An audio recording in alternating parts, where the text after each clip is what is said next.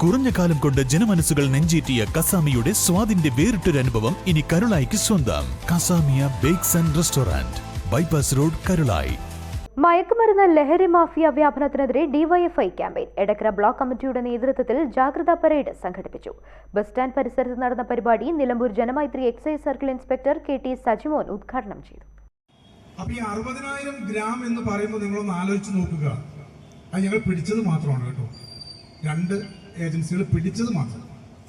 എത്രയോ ഇരട്ടി പിടിക്കപ്പെടാതെ പോകുന്നുണ്ടാവാം. ഈ പിടിച്ച 60,000 ഗ്രാം അല്ലെങ്കിൽ 60 കിലോ കഞ്ചാവ് അല്ലെങ്കിൽ 58 കിലോ കഞ്ചാവ് എന്ന് പറയുന്നത് എത്ര പേരുടെ കൈകളിലേക്ക് എത്താൻ ചാൻസ് ഉണ്ട് എന്നൊന്ന് ആലോചിച്ച് നോക്കുക. ഇത് നമ്മുടെ കൊപ്ര അടക്കിയ പോലെ കയ്യിൽ കിട്ടിക്കഴിഞ്ഞാൽ സൂക്ഷിച്ച് വെച്ചുകൊണ്ട് അതിൽ നിന്നാണ് ഇരിക്കാൻ പറ്റില്ല. കാരണം ഇതിന്റെ ഒരറ്റത്തിൽ എവിടെന്നെങ്കിലും ഒരുത്തിനെ പോയിക്കഴിഞ്ഞാൽ ആ കണ്ണികൾ വെച്ച് ഒന്നുകിൽ പോലീസ് അല്ലെങ്കിൽ എക്സൈസ് അതിന്റെ അങ്ങേയറ്റം വരെ പിടിച്ച് എത്തിച്ചിരിക്കും.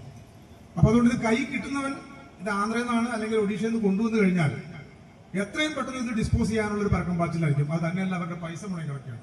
അവിടെ അത് 6,000-7,000 രൂപയ്ക്കായിരിക്കും. ഇവിടെ എത്തുമ്പോഴത്തേക്ക് അതൊരു 50,000, 60,000, 70,000 ഡിമാൻഡ് അനുസരിച്ച് 1,00,000 രൂപ വിലയിലേക്ക് പോകുന്നു 1 കിലോ.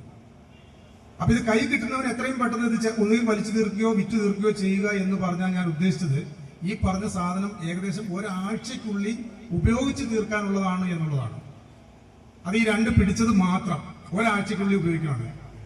അപ്പൊ ഞാൻ നേരത്തെ പറഞ്ഞ പോലെ ഇത് സൂക്ഷിച്ചു വെക്കാൻ പറ്റില്ല. തക്കാളിയൊക്കെ പോലെ പെട്ടെന്ന് തന്നെ ഡിസ്പോസ് ചെയ്യണം. അല്ലെങ്കിൽ പോലീസോ എക്സൈസോ ഒന്ന് കേസെടുക്കും. അധികം നാൾ ഇത് കയ്യിൽ വെച്ചുകൊണ്ടിരിക്കില്ല.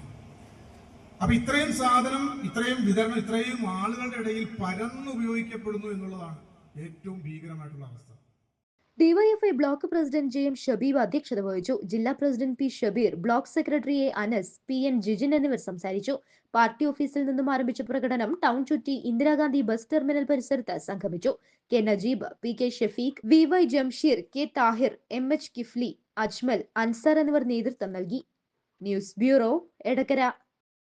സ്വന്തം ഹൈസ്പീഡ് ഇന്റർനെറ്റ്, നമ്മുടെ സ്വന്തം ഇന്റർനെറ്റ്.